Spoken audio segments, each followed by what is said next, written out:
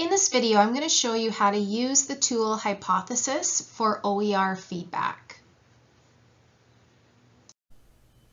So the first thing you want to do is you want to go to the user side of your Pressbook, so kind of the front end. And you're going to go down to the beginning content and probably start at the first page where you can. And in order to see the feedback that has been provided, you will notice that things will be highlighted throughout your book. So that means if it's highlighted that there's a comment. When I look over at the right-hand side, because I have Hypothes enabled, you will see this menu that appears here with a little annotation sidebar arrow, and it also has where we can show highlights or turn them off. And it also says that I can add page notes. Down below, you'll see where there's comments. So on this page, it looks like I have 2 comments. And I can open up the annotation bar and see what those comments are. Or I could close the annotation bar and then click on the highlighted area, and that will take me to the comment. The other thing you can do is click on the number, and that will also take you to the annotation or comment. When you do that, when you go click on the yellow or click on the annotation number, it'll take you to that particular annotation. So you may want to look at all of them. You would have to hit this show all button, and then it's going to show all of the comments for that book.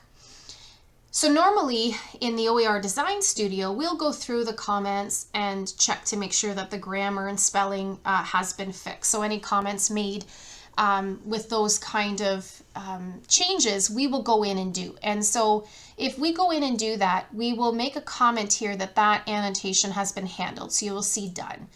So you'll see where it has a reply.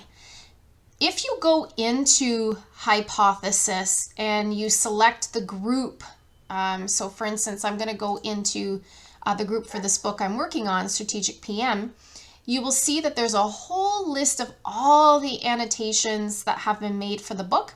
It will also show you specifically who made these, so you can click and just filter for the people that made those. If you want to, break it up, you can even click off if you want to see them all. The other thing I want to note is this might make it easy too, because if you see that there's a reply, it's probably perhaps because maybe that has already been dealt with.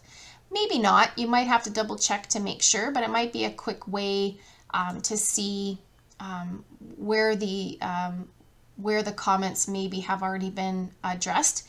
If you go through the list this way, you can see the annotations and context by clicking the link there, and it will take you to where that comment has been made within the book. And then again, you can see whether that comment has been addressed or not.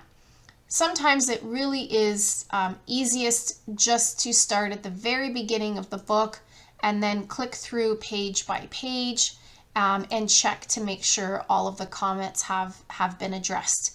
You can also use the navigation keys on your keyboard, so the arrows, to go from page to page of your book to make it easier. The one thing that can help is to have 2 windows and perhaps even 2 screens open, and you could have the book open in the edit screen. So you could go to the admin side, and what you could do is find where the comment is and the changes that are required. So for instance, if I go back to a page where there are comments, if a comment needs to be addressed, so for instance, maybe I have to go and, here, I can change the word develop to develop from development. I could go into 4.6 in the book on the edit side and change that word and save it. So it's easy having 2 screens open in order to make those changes.